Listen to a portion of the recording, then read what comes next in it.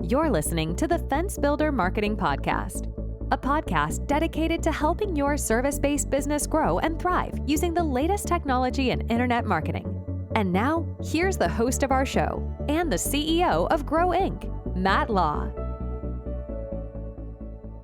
All right, everyone, welcome back to another training episode. I'm super glad to be with you. In today's episode, we are going to talk about Google's local service ads. Interesting topic, lots of changes in 2024 that happened with LSA. Excited to share in 2025 about local service ads and kind of what's going on. So this is an educational course.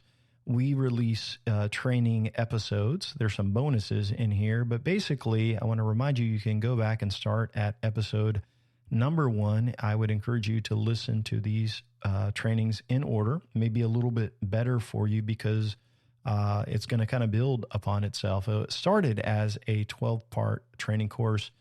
We've added a few more episodes, one about AI, and then we're talking about a few other topics into 2025.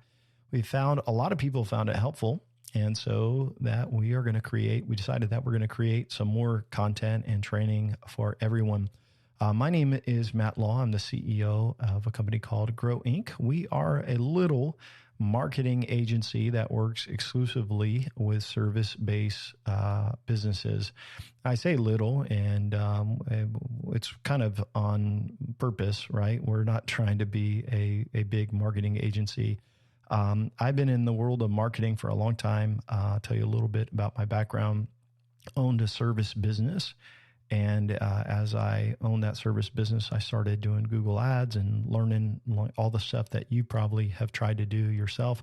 This is back in 2001, 2002, started doing SEO in 2004, grew the company. And then in 2007, I launched a marketing agency and started to do digital marketing, SEO. And so I've been around Google Ads and SEO and all this stuff for a long, long time.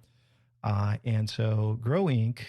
Is a little bit different. The agency model that's out there is like, hey, let's get as many clients as we can, do as little as we can, and charge as much as we can. At Grow Inc., I didn't really like the agency model. And so what we decided to do, my partner Jeff and I, we basically take on less clients. We do 10 times the amount of work for them so that they can actually see significant growth. So we have clients that have grown by 200, 300, 400% over the last few years. And it's encouraging for us. It's a holistic approach to marketing. It's all of the best practices of what we see work in small business and service businesses. And what's cool is that we measure everything, ROI and all that, so we can see what works and what doesn't. You can get our free book on our website, which gives you the marketing blueprint, all of those things. And you'll find you can do a lot less to actually win in marketing. On to today's episode, we're going to highlight everything that is LSA or local service ads. So if you don't know what LSA is or local service ads, let me explain. You may have seen in 2023, 2024, these green little boxes at the top that said Google Guaranteed. Well, that is local service ads. It's a platform that is connected to Google Ads that has a different user interface. It's a lot easier. And you can actually set up your company and connect your Google business profile to it. You can set up your hours, the services you want to be listed for, and set up a budget. And then they'll only charge you, supposedly, for valid leads. We'll talk about that a little bit in today's episode. But it's interesting that it's so easy to get set up, and you could do it probably very easily. Many times we talk to prospects about marketing, and one of the things they are doing is local service ads. And so they like it because the leads are expensive, but you only pay when you get a lead. That's what it's supposed to be.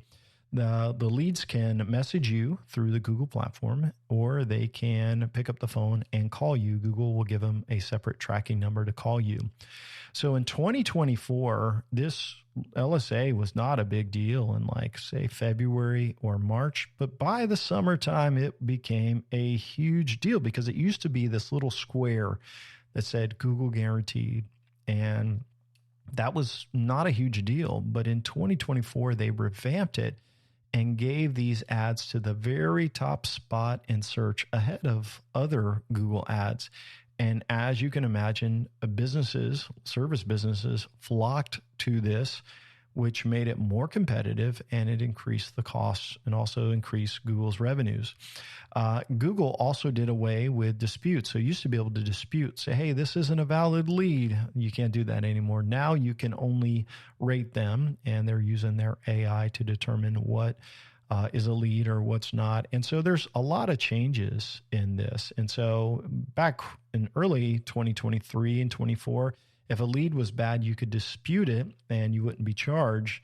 As they've implemented their AI and they're listening to the call and deciphering the message and responses, based on that, then you're charged and you can rate each lead. But today we're going to dive into the podcast. I'm going to give you some pointers on setting up your local service ads if you haven't done that. Also going to tell you what we see working with local service ads. I think you'll find it very, very helpful. So first of all, local service ads are not good for every service business, but they're good for most of them. And it's worth giving it a test if you're not doing that. So basically, you want to just do a quick search on your Google profile. If you're logged into Google, you can click on it. We'll say something like advertise your business with us. And you can kind of see what services that you want to target. And so I don't want to dig into this too much because there's a lot of different industries that kind of we work with. But I will say that if it's a high ticket item and you're doing a search for that and you see other competitors with the Google Guaranteed up at the top, then there's a good chance that you could be listed there as well, right in your area. So the process for this is once you create a local service ad account, you have to go through some background checks. And so they're going to validate your insurance, your business license, and you have to go through all of this to become either Google Screened or Google Guaranteed. You'll get this little badge. It can take a few days, but it's usually pretty quick. And you're also going to have to upload your driver's license or ID so it can be verified. So how it's Google Guaranteed or they're guaranteed is, hey, like you're a legit business, right? You're official, right? You got insurance. Once you have that done, you can optimize your profile and you can fill out all of your business details, your service areas and zip codes, and you can add photos and all of that. I wouldn't encourage you to omit certain zip codes that are low value jobs. So there may be an area you're like, oh man, I don't want to go there. You can omit those. And then you should limit their service hours to specific hours when you can answer the phone. So if they serve your ad and you don't pick up the phone, that is actually a big negative for your account. So you don't want to advertise when you're not going to be available.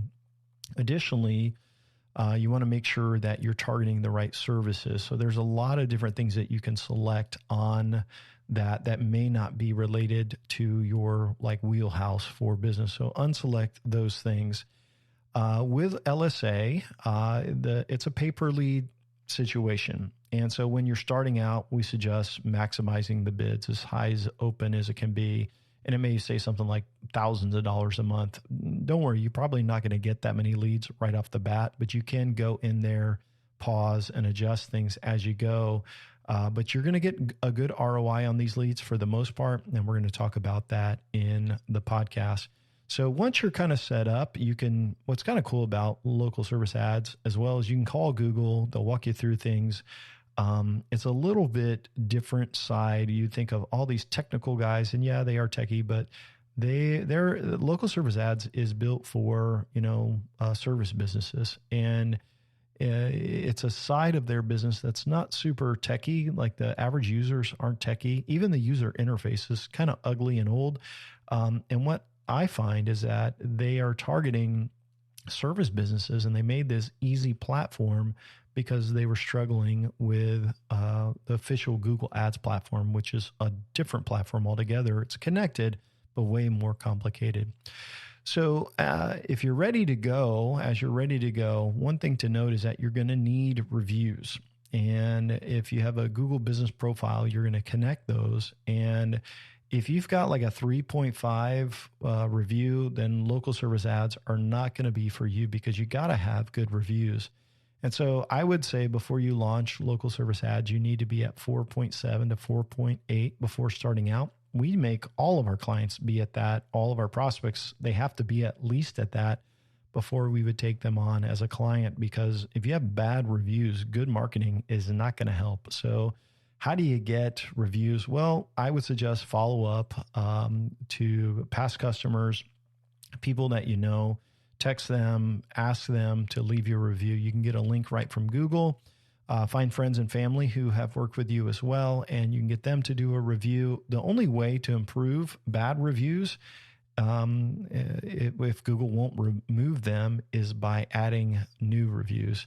So if you're using a full marketing campaign, or maybe you got some automation campaign that you're working with emails, you can add a review as part of the automation. We do that for all of our clients anyway. So when they're closing out a project, they are getting more reviews as they go. One thing too is when people are looking at your reviews, it's important that you respond to every review and negative ones. So you want to thank the positive reviews and respond to the negative ones and try to work things out so that they're removed. I see a lot of negative reviews removed for our clients because they respond to them. And if someone's looking at your reviews and you respond to every single one, including the negative ones and positive ones, they're less likely to slam you. So you need to get your reviews up, because if you're up at the top, they're going to see your business and they're going to see, hey, you versus the next guy. And so you want to make sure your reviews are looking good. So let's talk about go live. You're live, you got good reviews, you're ready to go. How does it work? Well, Google has an algorithm where basically it's not fair. How do I say this? Most everything Google does is not fair. In Google Ads, the traditional platform, it's not a true bidding competition. So somebody could actually be getting a lower cost per lead than you are. They could be actually spending less per click and be at the top, and you could be 2 or 3 down and spending more per click and more per lead. And so there's a quality score given to advertisers, and it's based on how you use their best practices. And obviously Google's best practices are to keep people using Google search. They want people to keep using Google. So they want to show the most best accurate data and companies in their ads. And so the more happy the people are that are using Google, the more you are rewarded as an advertiser. So just keep that in mind. Ultimately, their goal is to keep people using Google and increase revenues. Those are summarize Google in a nutshell. So when you are getting leads through the system, if you do not respond to them right away, if they send a message, that's a negative thing. If people call and you don't answer the phone, hey, that's another negative as well. So when you turn on the Google local service ads, you have to answer your phone. It's good to have a dedicated person in the office answering. If you're also slow responding to messages, I will tell you, I see leads getting cut off. I also see that as you are quick to answer and respond and use everything, the more leads you will get. So I should say that you can rate leads. And this is another thing to ensure you get more.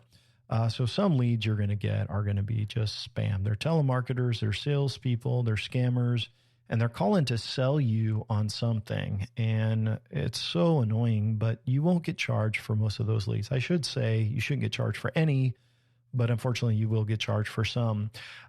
Google's algorithm, you can update the lead and it will help train Google's algorithm. But they'll usually give you a credit for all the spam leads, but not always. Most of them, but not all of them. And so what you want to do is you want to rate them, and you also want to move them through Google's CRM. So inside of their CRM, this isn't your CRM, this is Google's. You can mark them as booked, or you can archive them as old leads. And so this way you're moving them in Google's system. And And what we've noticed is that it allows you to get more leads if Google sees you're using the system the way it's intended. So when you launch, you got to be ready for quick responses, right? You got to answer the phone. You got to rate people. You got to move them along the right path. And, if you do those things, what we've noticed is that you will get more leads. Sometimes when you launch a account, you won't get a lot. And we've had clients, new accounts that didn't get a lot. I've had accounts that were dormant that we took over that they didn't get anything for like a year. And then through some tweaking and changes and some modifications, they ended up getting more leads. And so I just want to encourage you, like, even if you start off slow, it's not a big deal. You just got to keep making changes, making tweaks, and then you will end up eventually getting some leads. But when you get those leads, make sure you manage them effectively and follow through with them all the way through request to review phase. So now that you've got some leads flowing through the system, then you've got to continue the modifications and tweak your budget. And let's talk a little bit about that. So one thing to do is, as you get leads turned on, and they'll come in groups, you may need to update your budget if you're getting too many leads. So sometimes you need to cut that down a little bit. You also want to start tracking your ROI. Now, it's easy to do in Google because you can see the leads that you were charged for. The reporting is really basic, but you can go in and you can see at the end of the month how many leads you got, how much you spent, and then what your return on investment would be. So if your leads feel kind of weak in some of the services you have checked off, it may be an area that you want to uncheck. So maybe you've got 3 or 4 services. You can cut off some of those and focus on the higher dollar services, which may be really, really helpful. Sometimes, though, you may have something like repairs as an option that you check, and you don't really want to do repairs, but you're like, hey, we can do them because you really want to sell something else, maybe a new or a bigger ticket item. And so what ends up happening is you can get repairs to convert. So you only want to check what you're willing to do, but you just need to keep in mind, sometimes people are going to call you and they're not necessarily, they may be a ideal customer and a lower cost for that. So the biggest thing with LSA, I do believe that they're usually great leads. They are definitely people searching, and your competitors are doing that, but they have to be optimized, and you've got to track your ROI, and you've got to get rid of junky services that are not converting. A couple of things I want to give you in regards to best practices for success. Number one, accuracy is key. So you better keep your local service ad updated, your Google profile updated to reflect any changes in your businesses or your hours. Changes will help you get calls and let Google know that you're interested in leads. So these little changes do that. Select the right services to attract high intent leads. This is absolutely the most important thing, to have the right service category selected. So you can get rid of repairs if you're not doing them, but sometimes having that repair checkbox will generate a lot of calls. Make sure you do a good job for your customers. Be customer focused for sure on all of these leads, more so than almost any other lead, because we want them to go through the system. We want to ask them for a review. It's going to help you get even more customers. And so I want to kind of give you a quick summary, and then I've got some questions that I think will be helpful to you. So some companies I've seen generate half of their leads and revenues through local service ads. And once you have them and working well and you start getting calls, if you manage it well, you'll get even more calls. And sometimes it takes a little bit of time to get more market share. So again, be sure to answer the phone and respond to these messages quickly. And if you're not getting calls yet, keep making tweaks to your profile until the phone rings. So let's talk about some common questions. So sometimes we set these up and the phone doesn't ring right away. Sometimes it does. It just depends on the competition, a number of different things. So if you set this up and you're like, why am I not getting calls or leads yet? So I want to bring that up. So sometimes it takes time. Remember, Google is only going to give leads to people who they believe will respond and answer the phone. So if you missed a couple calls, it's going to slow you down, at least for a little bit. Keep making changes to your account and you'll see more calls come in. Make sure you have everything optimized. You can adjust the hours, all of these things. But what I will tell you is the more you're in that account, the more checking, all of that, the more leads you're going to get. Sometimes just looking at the number of impressions each day, you'll see the leads increase. Once you get calls in the system, just make sure you're updating them in the CRM. That's Google's little online ad login place, and move them through that system, and Google will give you more. Remember that there's other competitors using the service, and if they do things wrong, you have a chance to increase in market share where they're lacking. So if you follow the best practices, you're going to get more leads. Another question I get is the cost per lead for LSA better than Google traditional ads? And this is a tough one because usually when you're launching local service ads and a Google ad account at the same time, which we do for most clients, LSA is going to be cheaper at first. And sometimes, I mean, these leads, let me give you a range, like $30 to $100, depending on the industry, the service, the location, the competition. So $100 per lead, you may like, hey, that's a lot. It may be a lot less. It may be 15, depending on where you're targeting. But what I will tell you is usually LSA are still cheaper than traditional Google ads at first. However, after Google ads, traditional ad accounts are optimized, then your LSA budget might be transferred over to Google ads. So we have some clients that we're seeing a lower cost per lead in traditional Google ads where we've moved their budget away from local service ads so they can get more leads. That said, local service ads are right at the top. I mean, this is like prime location. So your mileage may vary. So it's important to track your ROI for local service ads and Google ads. And it's going to take a few months to figure out, hey, where should I spend this money? For most clients, it's in both places. So if you're looking at your ads and you got it live and you're like, is this working? Another question you may have is, why is my phone number different on my ads? Like, why are they showing this different phone number?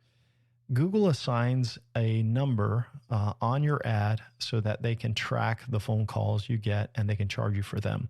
So remember, your local service ads are forwarded to your local number and you'll get a text and an email. If it's a message, your phone will ring if it's a call. So you want to make sure that you have all of that set up, but that's the reason why you're going to have a different phone number. So I think that's a pretty good summary on local service ads. It's definitely something service businesses should be doing. And it's also something that you can optimize. And sometimes when you're setting up marketing for yourself or you're setting up for a client as we are, it takes a little bit of time for Google's algorithm to catch on. It's one of those things that I've seen in 2025.